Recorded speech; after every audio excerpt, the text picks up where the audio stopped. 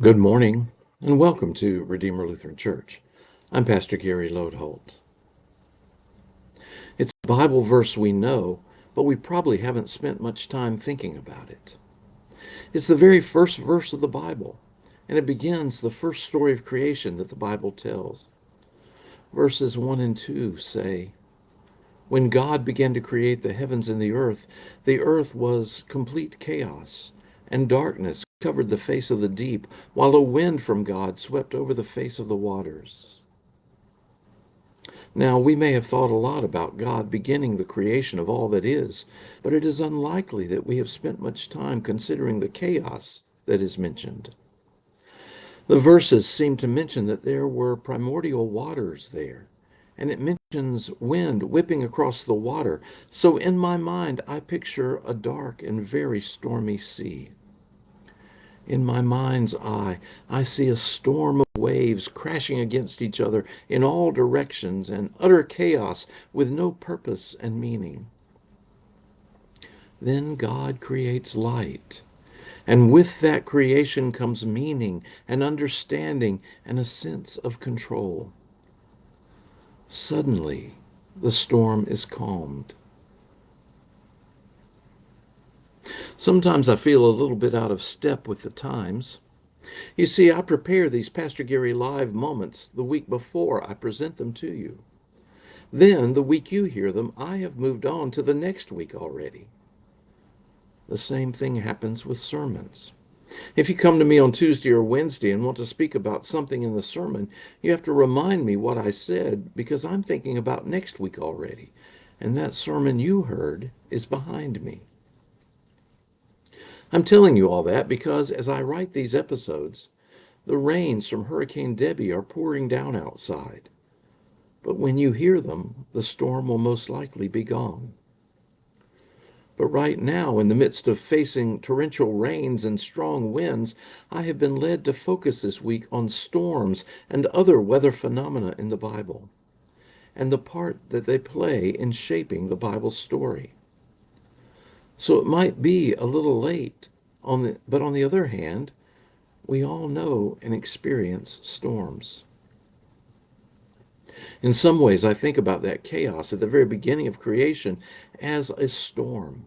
And I think my description of God calming the storm to make way for creation is an important way to think about it. God calms the storm. God brings order out of chaos. Hurricane Debbie is supposed to bring us lots of rain, and right now there are warnings after warnings about flooding and the dangers of high waters. In fact, I heard on the news that more people die in hurricanes from flooding rather than from the wind. Some of us remember our local floods in 2015 that so devastated our area. So just imagine the storm and the rains that caused the flood Noah went through. But that brings up an interesting tidbit. You see, when they wrote the story of creation in Genesis, they didn't have all the advantages of science and didn't understand the weather the way we do today. So if you go just a few verses after God creates light, you find that their understanding of the way of things was far different from ours. In verse 6, it describes God separating the primordial waters and creating a space in the middle. God put a dome to hold back the waters and called it sky. This separated the waters above and below. Let me state it plainly. They thought that the sky was solid and that it held back the primordial waters that were above it. There was also water below the earth. This is how they viewed things. So when it rained, they believed that God had opened the windows in the sky to allow a limited amount of water to refresh the earth. When the story of Noah comes along and God decides to start over with his creation, saving only Noah and his family and the animals in the ark, their understanding was that God opened not just the windows of the sky, but the floodgates too. That's where they understood all this water to come from. That's also quite a storm. Now, you know the story of Noah and how God saved Noah and his family, and you know how God rested his weapon, his bow, in the sky, and promised never to destroy the whole earth with a flood again.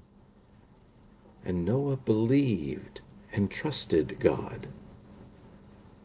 That's the part that sometimes just amazes me.